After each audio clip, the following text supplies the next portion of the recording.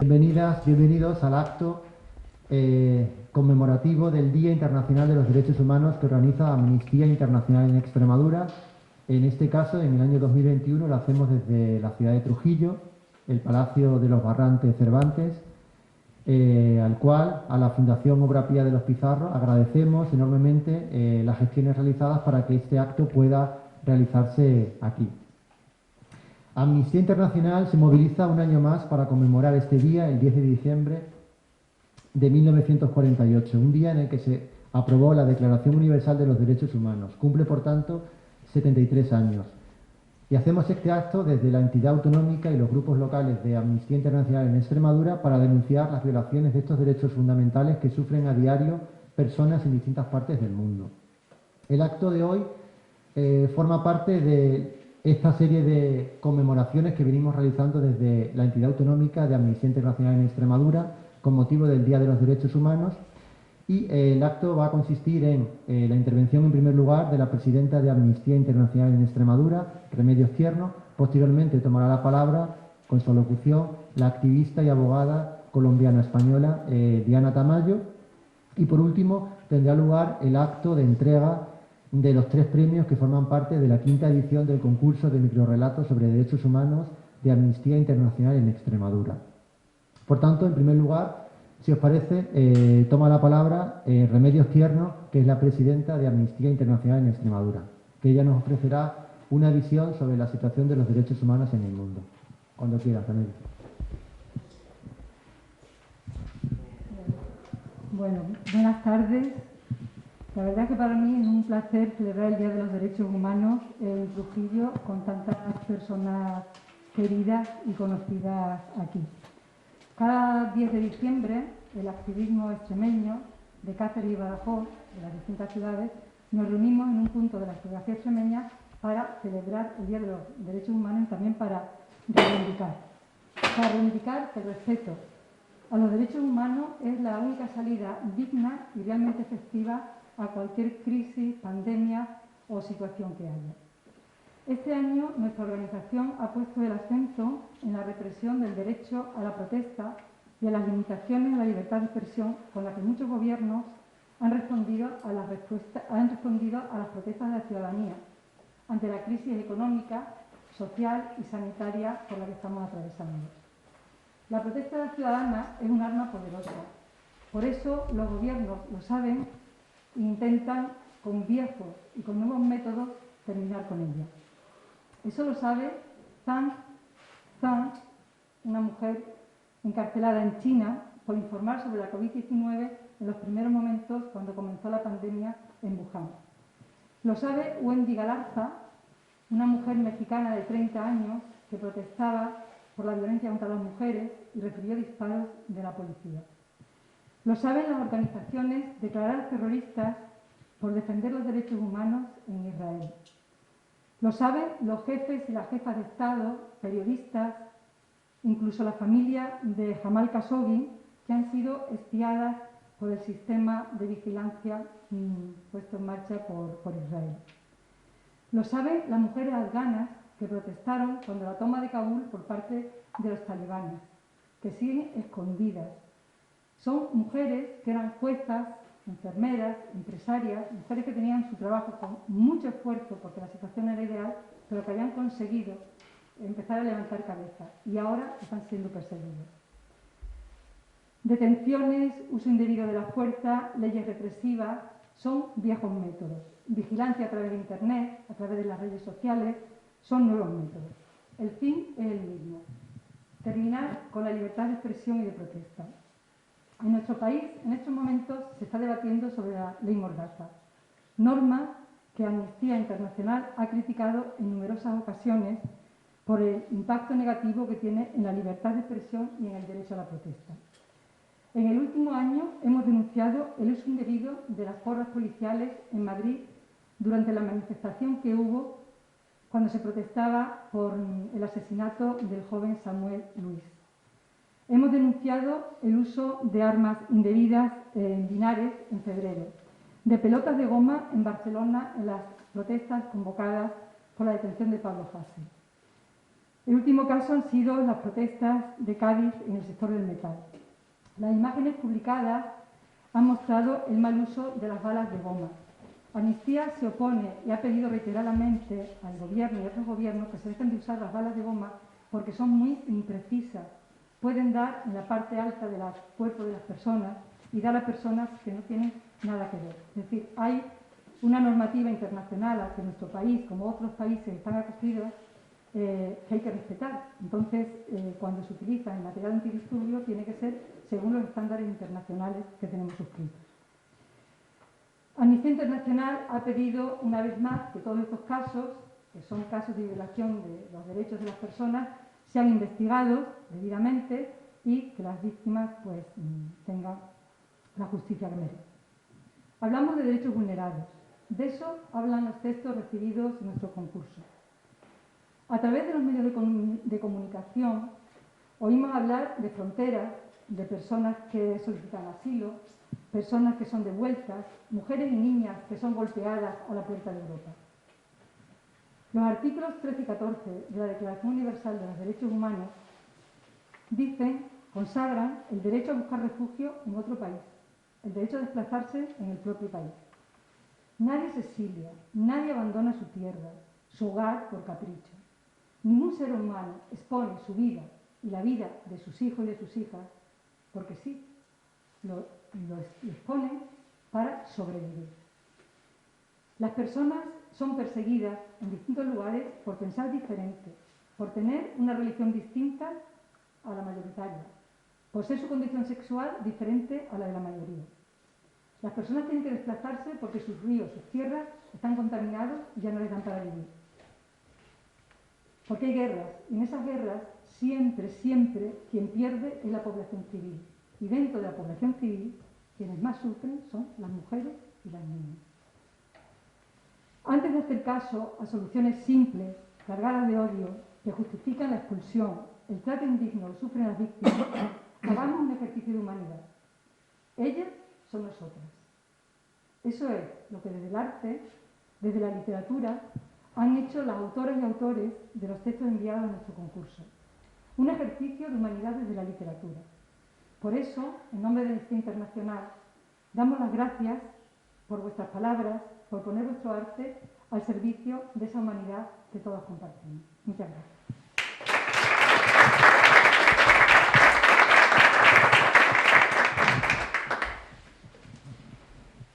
Tras las palabras de Remedios Tierno, vamos a dar paso a la persona invitada, en este caso en el año 2021, activista que viene a presentar su intervención, que en este caso es una gran amiga además, como es Diana Tamayo, ¿no?, a la cual voy a presentar para que todo el auditorio pueda conocer su trayectoria.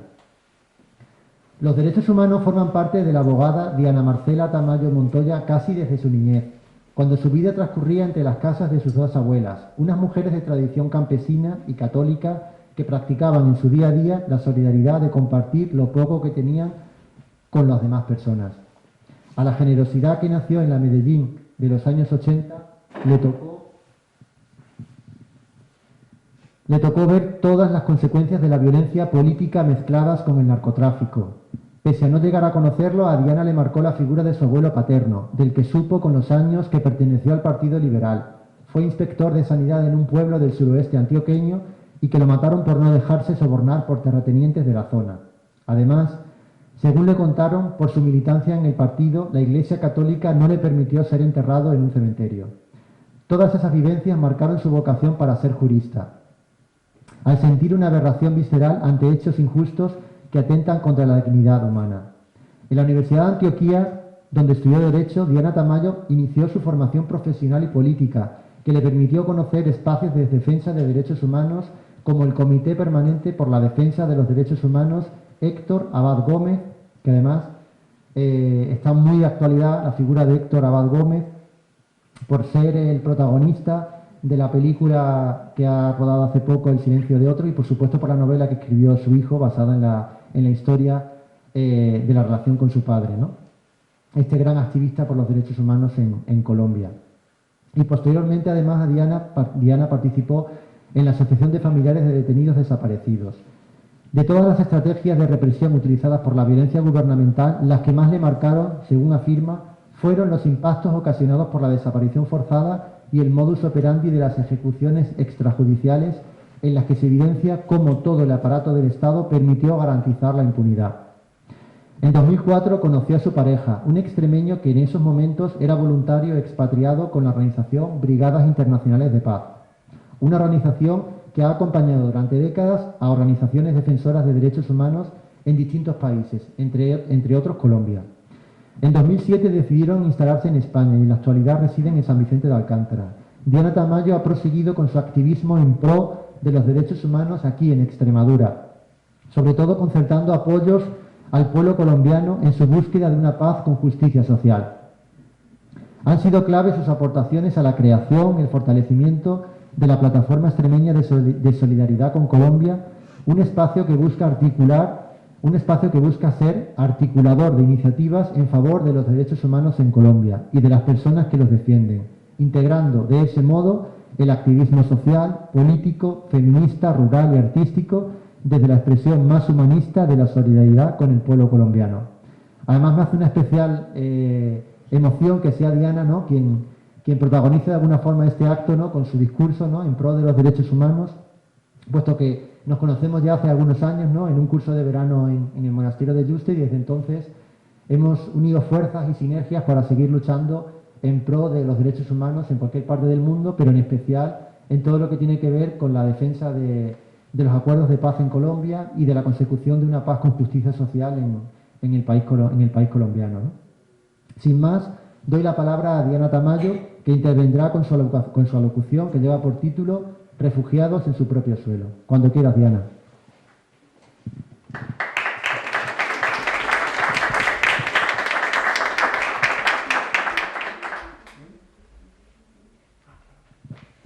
Buenas noches, José.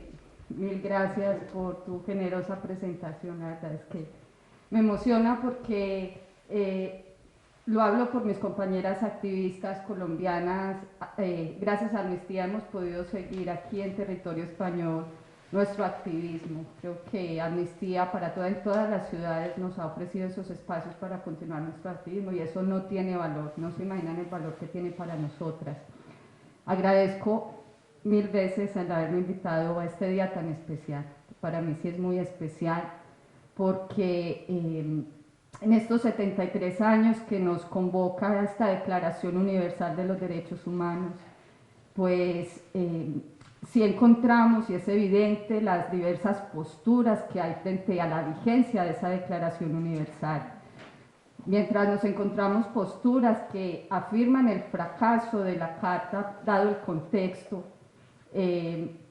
para mí todo lo que vivo cotidianamente desde mi profesión y mi activismo y mi cercanía pues me llena de esperanzas de saber que tenemos una Carta realmente joven y que por supuesto nos permite espacios de defensa de derechos que nos protejan sobre todo de la arbitrariedad del poder, que es para lo que por supuesto la Declaración Universal nos prometió y es lo que nos convoca. Por lo menos sentirnos más protegidas de ese poder arbitrario que pueden vivir, que nosotros a lo mejor aquí no lo percibimos tanto o no nos es tan evidente, pero que en otros lugares es tan evidente.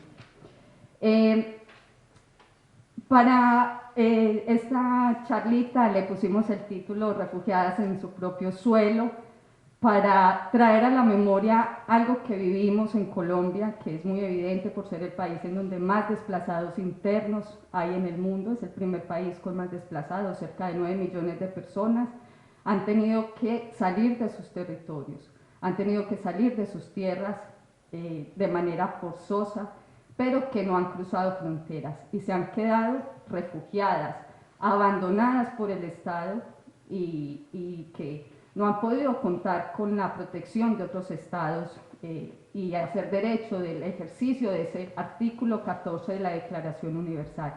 Una situación que la ACNUR misma nos lo pone de precedente. 90 millones de personas en el mundo están fuera de sus hogares, despojadas de ellas, del espacio más vital que podríamos tener cada persona, que es nuestro hogar. Para mí es muy especial hablar de desplazamiento interno, porque cuando tenía 20 años y estaba en la universidad empezando y me acerqué a esos espacios de defensa de derechos humanos, pues el primer trabajo fue acompañar a familias y personas que iban llegando a las laderas de la ciudad para construir casitas de plástico y de maderitas y de palitos, porque venían desplazados de los territorios rurales a hacerse habitantes de lo que Ana conoce, esas laderas de la ciudad de Medellín, llenas de personas despojadas de su tierra. Cuando yo llegué allí, llegué invitada pues como a dar charlas, como universitaria, y yo llegué allí en realidad con un sentimiento más como humanitario, más como pensando en no tienen vivienda, necesitan alimentación, todos sus recursos mínimos y vitales están siendo denegados, pero en una visión muy desde ese punto, ¿cierto? Muy desde, bueno, necesitan su día a día. Y en este espacio también vi que podía ser muy útil poder generar un espacio alterno para niños y niñas, porque cuando nos reuníamos con las personas desplazadas, iban con los niños y niñas y a veces no se podía hablar entre adultos. Entonces dije, bueno, yo que soy de las nuevas del grupo, voy a generar un espacio recreativo para los niños. Pero me di cuenta que el impacto del desplazamiento interno en las niñas y niños es muy minusvalorado. Ellos también, cuando empezaba a hablar y empezaba a hacer juegos con ellos, dibujos, me daba cuenta que ellas también tenían un impacto psicosocial muy importante en sus vidas a causa de ese desplazamiento. Y lo manifestaban de diferentes formas. Por ejemplo, recuerdo una niña de 7 años que me decía que lo más duro para ella era no poderse subir al árbol de naranja de su finca y tener que comprar las naranjas. O sea, lo que es tan gratis para mí asequible, ahora necesito dinero para comprarlo en una ciudad. Y eso para mí me empezó a cambiar el chip. O otro niño que decía, no me puedo quedar quieto porque si me quedo quieto y te escucho, recuerdo que tengo hambre y tengo mucha hambre. Entonces necesito moverme para olvidar que tengo hambre. Y cosas así, empezamos a trabajar con los niños ese impacto. Empezamos a entender que los niños recordaban muy bien cuando habían llegado a despojarlos de sus tierras, o añoraban sus tierras, o no recordaban el lugar de su tierra, pero su añoranza venía de la añoranza de sus padres por su tierra. Entonces eran como esas generaciones que iban creciendo en la ciudad, pero no sabían si eran exiliados, refugiados, desplazados, campesinos, indígenas, no lo sabían, o urbanos. Bueno. Mis compañeras, recuerdo Marta, una compañera, me veía en este trabajo, ella seguramente evidenciando que me faltaba bastante teoría y bastante punto para el trabajo, me dijo, vamos a hacer una actividad, vas a dar una charla, y en la charla vas a hacer con los adultos en un mapa y que ellos, cada uno en una chincheta, ubiquen dentro del mapa desde donde fueron desplazados. Y ese ejercicio lo hicimos, con la sorpresa de que toda la gente cuando empezó a poner sus puntillas en el mapa, coincidían los lugares. Muchas de ellas venían de los mismos sitios. Y empezamos a preguntarnos qué era lo que pasaba ahí. Luego mi compañera Marta, que sabía para dónde iba la charla, traía un mapa en el que en el mapa se indicaban las grandes construcciones estratégicas dentro de esos territorios. Hidroeléctricas, megaproyectos, extracción minera, extracción de oro, de carbón. Y lo pusimos mapa con mapa y coincidía perfectamente. Antes de la coincidencia de ese mapa, las personas nos decían, fuimos desplazadas porque Dios lo quiso, porque la violencia, porque los armados, porque ¿cierto? Pero el mapa nos permitió tener otra lectura, las causas reales de por qué el desplazamiento. Y para mí entender esas causas reales me hizo pasar del sentimiento humanista a la acción política. Entender las causas del desplazamiento interno me llenó políticamente de un sentido de trabajo. Y gracias a esa acción política pudimos establecer estrategias de trabajo de exigencia de derechos. Llamar a la alcaldía, llamar a la gobernación, llamar al secretario de Estado, para explicar estrategias de trabajo que permitieran la defensa de los derechos de las personas desplazadas internas. Pero cuando hacíamos eso empezaban inmediatamente a llegar amenazas contra los líderes. y las lideresas. Y empezaban a ser atacados y empezaban los procesos judiciales. Y cuando yo entendí que al Estado no se podía acudir, fue cuando empezó mi activismo como defensora de derechos humanos. Lo humanitario, lo político, me llevó a la defensa de los derechos humanos cuando entendí que la peor violencia que una persona puede sentir es cuando no tiene a dónde acudir. Y ese es el sentido de los derechos humanos y esa es la vigencia de los derechos humanos. Poder tener a dónde acudir para evitar la indefensión que sintieron las personas en el 45 y en el 44 y en el 42. De eso se trataba la declaración, de que no volviera a haber tiranía.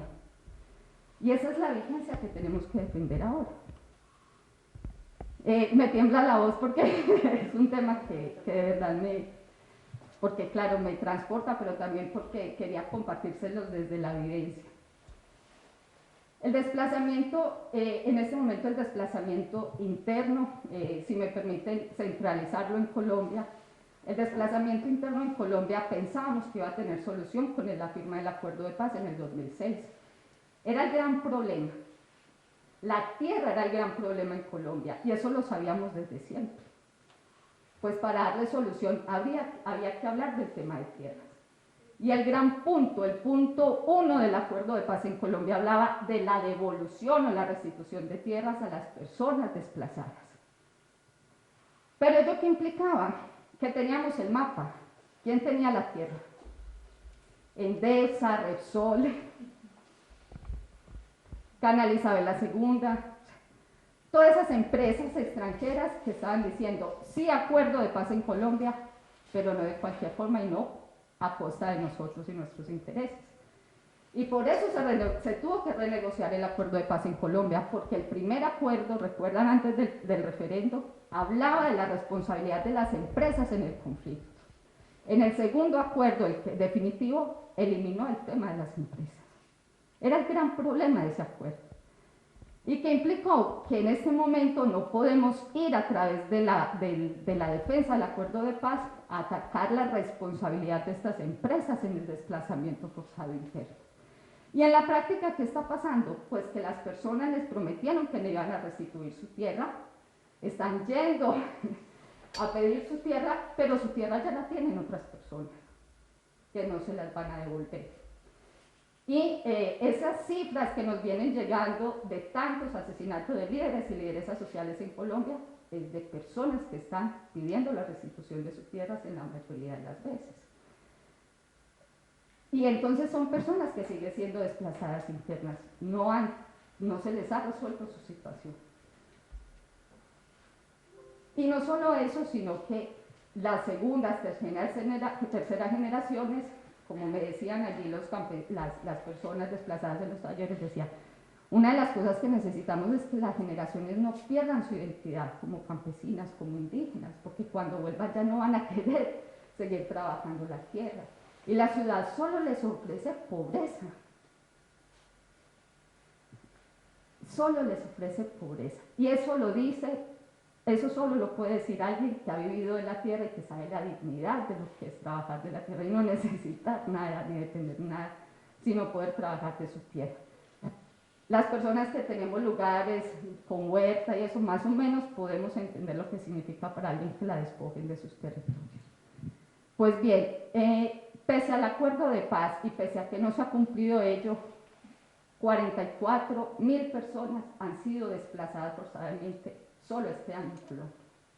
O sea, no cesa el desplazamiento interno. 44.000 personas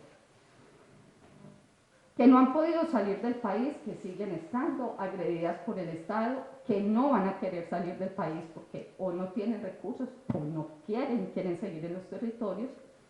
Y bueno, es un problema que sigue estando, le llamamos refugiados en su propio suelo, porque si uno analiza las condiciones de los asentamientos de desplazados en Colombia, con cualquier foto de los campamentos de refugiados en Lesbos o en cualquier lado, las similitudes son claras. Y bueno, el mensaje para acá, aunque estemos hablando de desplazamiento interno, y aunque el artículo 14 nos hable de refugio, pues lo que nos pone en evidencia es lo que está en el centro de todo esto, y es la expropiación de las tierras, a manos pues de intereses geopolíticos muy claros y políticos que obligan a las personas a desplazarse. Mi mensaje final es decirles pues que afortunadamente tenemos esta Declaración Universal y tenemos instrumentos que nos permiten en este momento hacer una defensa clara, no solo de la propiedad de manera individual, sino también colectiva. Y que gracias a esos sistemas, a ese sistema internacional de derechos humanos, a la Declaración Universal de Derechos Humanos, podemos decir que las comunidades en este momento pueden seguir exigiendo titularidad colectiva para los territorios cuando son indígenas, afros, y un respeto a la dignidad de las personas que quieran establecerse en un territorio. Y bueno, quiero darle un saludo pues a las compañeras que vienen de Latinoamérica y bueno, que nos muestran que este mundo nos mueve, nos hace mover, que es normal el movimiento, pero que queremos siempre decidir nuestro movimiento, que no sea forzado, que sea libre. Bueno, las dejo, muchas gracias. Disculpen la voz rota, pero bueno, es de emoción en realidad. Pues muchas gracias.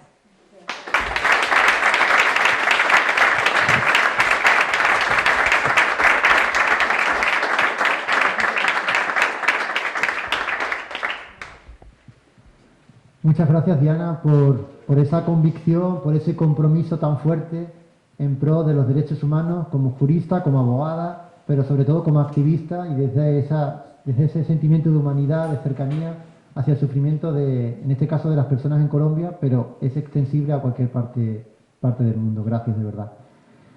Proseguimos ahora con el acto y vamos a una de las partes más interesantes también, porque vamos a hacer entrega, vamos a dar a conocer el fallo del 5º concurso de microrrelatos de derechos humanos de Amnistía Internacional en Extremadura. Bueno, les recuerdo, este concurso se convoca desde hace 5 años y las bases se publicaron hace ya unos meses, en el cual se daban a conocer los principales requisitos para participar, entre los cuales estaba el tema fundamental de este año. Cada año vamos variando y elegimos uno de los 30 artículos de la Declaración Universal de Derechos Humanos de 1948. En 2021 hemos elegido el artículo número 14, en concreto el que contempla el derecho de toda persona que sufre persecución a buscar y a disfrutar de asilo de un lugar seguro donde vivir, cuya protección, recordemos, está desarrollada en la Convención sobre el Estatuto del Refugiado del año 1951. Se trata, por tanto, de aspectos que están muy en boga en los medios de comunicación, ¿no? Como por ejemplo todo lo que tiene que ver con los desplazamientos de personas migrantes, solicitantes de asilo y personas refugiadas en áreas geográficas concretas, ¿no? Como por ejemplo el mar Mediterráneo, que nos queda cerca, pero también en todo lo que tiene que ver, por ejemplo, en la frontera entre México y Estados Unidos. Hoy, de hecho, despertábamos con esa terrible noticia de ese accidente, ¿no?, ocurrido en México, ¿no?, en el que han muerto un número importante de personas migrantes de América Central cuyo deseo era llegar a tierras de Estados Unidos y que eran también producto de víctimas de esas mafias que se surten, que ganan dinero con el sufrimiento y con las esperanzas de estas personas que buscan un mundo mejor donde vivir, ¿no?, haciendo gala de ese derecho que tenemos a la movilidad humana todas las personas, ¿no? Volviendo al concurso de microrrelatos, por tanto, es el artículo 14 el que fue el eje central temático para la presentación de microrrelatos a este certamen. En esta edición nos han llegado más de 120 relatos y la decisión del jurado me consta que no ha sido fácil, que ha sido complicada, dada la calidad de los trabajos presentados. En cuanto a su procedencia, se han recibido de diversas partes del Estado español, de Andalucía, Comunidad Valenciana, Euskadi y por supuesto también de Extremadura, tanto de Cáceres como de Badajoz, de ambas provincias. También se han recibido muchos trabajos de países de América Latina e incluso uno nos ha llamado la atención desde Australia. Vamos a proceder, si os parece, a la entrega, al fallo de este concurso y a la entrega de los premios a las personas ganadoras. Para lo cual voy a invitar a que venga, que nos acompañe la pintora extremeña Lourdes Murillo, que además ha sido la autora de la obra de arte que recibirá la persona galardonada con este primer premio. Buenas tardes, gracias por lo de obra de arte. He querido contribuir con este pequeño díptico que puede rememorar un libro con sus renglones más o menos torcidos o unos surcos que harán la tierra. Cada uno que interprete lo que quiera. Ya anuncio al ganador, que es argentino y se llama Martín Ernesto Troncoso. Y su microrrelato se titula Ser, Estar y Padecer. Y lo va a leer Carlos Sánchez. Sí, lo leemos. Vamos a leerlo y luego veremos un vídeo, porque obviamente él no está aquí, está en Argentina, en Buenos Aires, y luego veremos un vídeo que nos ha enviado. Bueno, si me permitís me quito un poquito la mascarilla porque igual... Podemos... Me suena, ¿no? Sí. Podemos escucharlo mejor. ¡Corro! No sé por qué. Dije lo que pienso. Molesta. Me persiguen. Cierran las puertas. No me quieren. Tampoco me dejan ir. Quieren que me pudra. Encierro, clamo, grito, me escuchan. Tienen miedo de mí. De los otros también. Destrozan lo que tengo. Exilio, fragmentos. Me partieron sin quebrarme. Sigo, huyo, me voy. Irse es llegar a otro lado. Me abren el camino, lo clausuran. Alzo la voz. Tienen miedo. Me allanan el camino. Ponen peros. Soy extranjero. Me arrancaron la patria. Los nuevos me reciben de soslayo. Agradezco. Otros quieren que me vaya. No tengo dónde volver. Existo, pienso, sigo opinando. Lucho por lo nuestro y sobre todo resisto.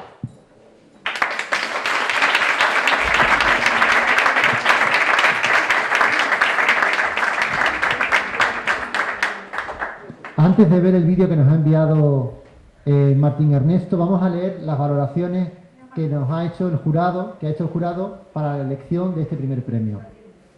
El texto se compone de una sucesión rápida de acciones en presente, como si se tratara de una sucesión de diapositivas que el autor fuera describiendo de forma fugaz. Nos ha gustado porque cuenta de principio a fin, pero de forma breve, la historia completa de un refugiado, desde la causa por la que es perseguido, pasando por el calvario de la huida, hasta el momento presente en que lo único que puede hacer es estar y ser él mismo en un país poco acogedor. Vamos a ver el vídeo que nos ha enviado.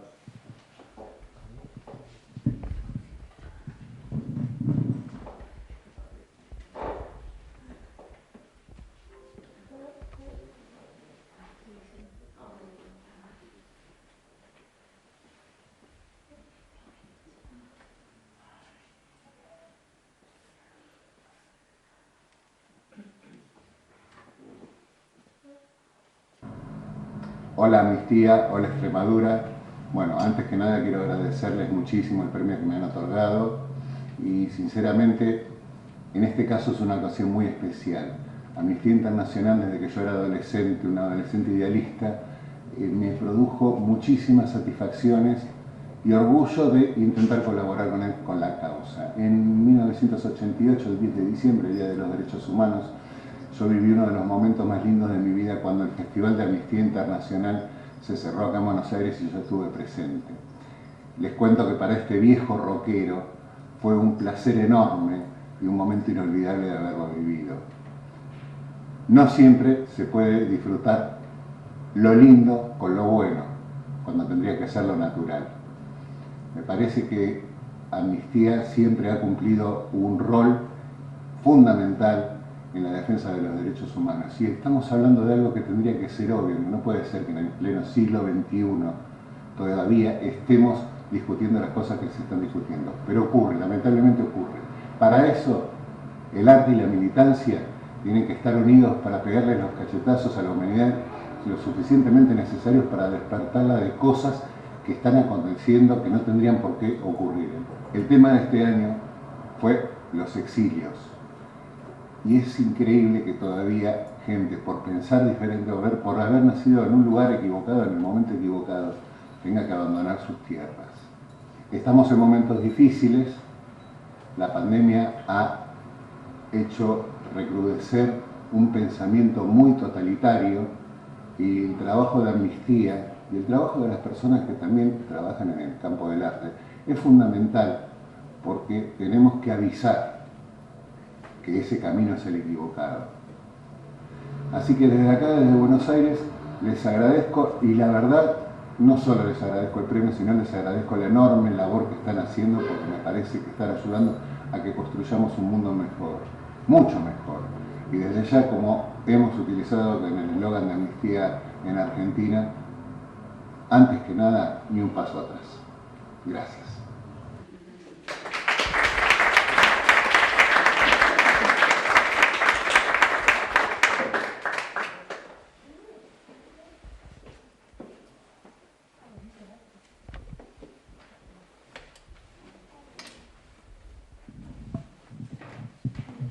Proseguimos con la entrega.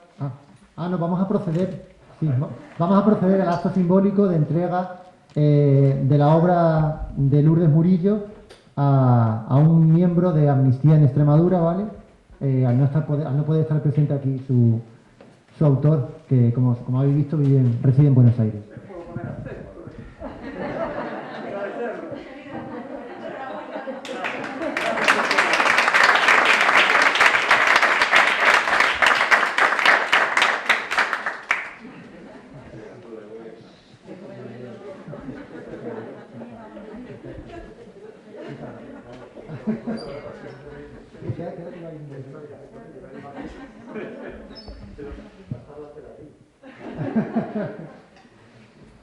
Ahora sí, pasamos a la entrega del segundo premio, para lo cual invito a que nos acompañe la compañera del Grupo Local de Cáceres y del equipo de comunicación de Amnistía Internacional en Extremadura, María José Guillén, que forma parte del jurado y que va a anunciar el nombre del microrrelato ganador y su autoría.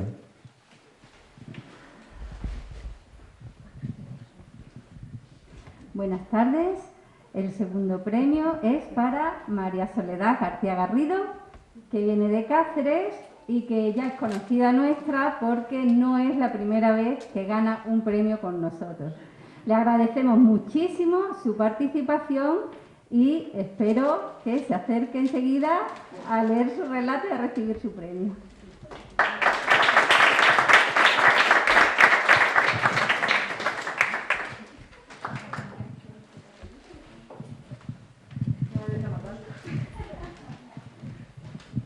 Muchas gracias.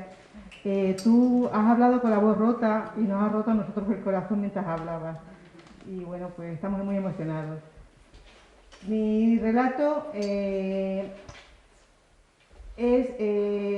de un refugiado, pero como decía Remedios, nadie manda a sus hijos fuera por placer. Entonces es de aquellas familias que por conseguir otras oportunidades mandan a sus hijos lejos. Agradezco el premio Amnistía Internacional de Extremadura, a quien ya considero como mi familia y os quiero un montón. Paso a leerlo, ¿vale? Se titula El viaje de la mentira. Miro por el ventanuco, pero desde aquí solo me llega la vista a la copa de unos árboles frondosos. Con una frecuencia que anoto en la pared, el suelo tiembla bajo mis pies, pero ya no me preocupa. El hombre que nos trae la comida dice que es el tren, que las vías están a pocos metros y que como el estruendo es tan grande cuando pasa, no merece la pena que malgastemos las fuerzas en gritar. Con un poco de suerte, algún día viajaremos en uno de esos vagones. Daira y Yamila lloran todo el rato. Solo cuando escuchan los pasos del hombre dejan de hacerlo, para no enfadarle aún más. Todavía no nos han entregado los libros, esos que nos han prometido y que contienen todo el saber del mundo. Por ese motivo, nuestras madres, a escondidas, prepararon los billetes de avión, para que pudiéramos continuar nuestros estudios fuera de nuestro país, para que algún día pudiéramos valernos por nosotras mismas y no depender de ningún hombre ni vivir bajo el yugo de un marido no amado. Llevamos 10 o 12 lunas encerradas, ya he perdido la cuenta. Hoy el hombre ha venido cargado con una palangana y jabón. parecía más amable. Nos ha pedido que nos perfumemos. Dice que hoy va a ser nuestro día. Muchas gracias.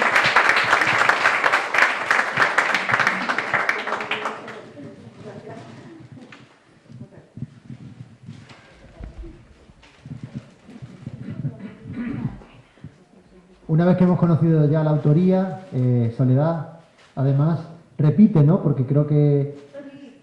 Tripitre. Porque ya, digamos, es la tercera vez que consigue este premio y además es un premio que, como buen premio literario que se tercie, pues, es decir, desconocemos la autoría hasta que no se abre la plica, ¿vale? Con lo cual, tiene mucho mérito el que por tercera vez vuelvas a ganar este premio. Enhorabuena, ¿vale? Vamos a leer las valoraciones que ha hecho el jurado sobre el segundo premio y el porqué de esa elección. El viaje de la mentira es un relato clásico que se ajusta perfectamente al tema propuesto y que invita a la persona que lo lee a vivir la espera entre angustiosa y esperanzada de las jóvenes protagonistas. Con un estilo elegante y claro, la autora nos acerca al terrible drama de la trata. Y ya por último vamos a dar el tercer premio de este certamen literario, para lo cual voy a invitar a que nos acompañe a Ketty del Rosal, que no la... A ver, allí, que ella es activista del grupo local de Amnistía en Badajoz, que es la que nos va a dar el nombre de la persona ganadora. Muy buenas, señores. Buenas tardes a todas y a todos. Efectivamente, voy a entregar el tercer premio con el título Un paso hacia adelante a la jovencísima Elena Gallego Valares.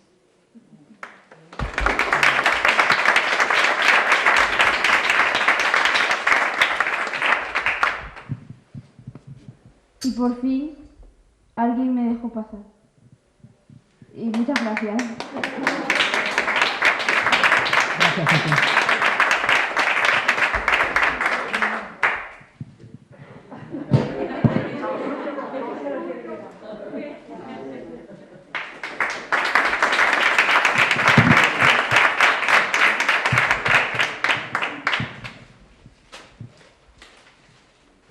La joven Elena ya nos ha leído su microrelato, y tan micro, ¿no?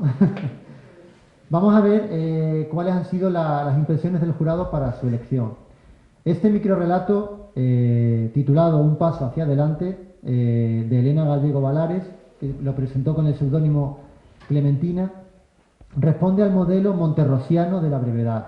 Nos ha llamado la atención porque en tan pocas palabras se contiene una historia de migración y asilo. Un paso hacia adelante, como dice el título, ofrece una perspectiva de esperanza.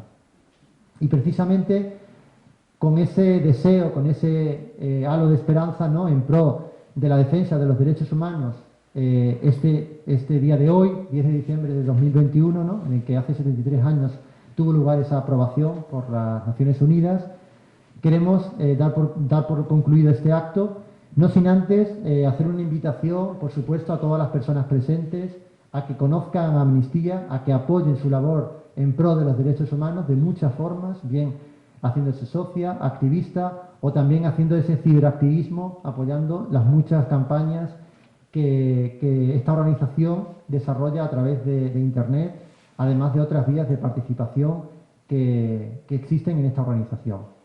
Nada más, muchísimas gracias y damos por concluido este acto.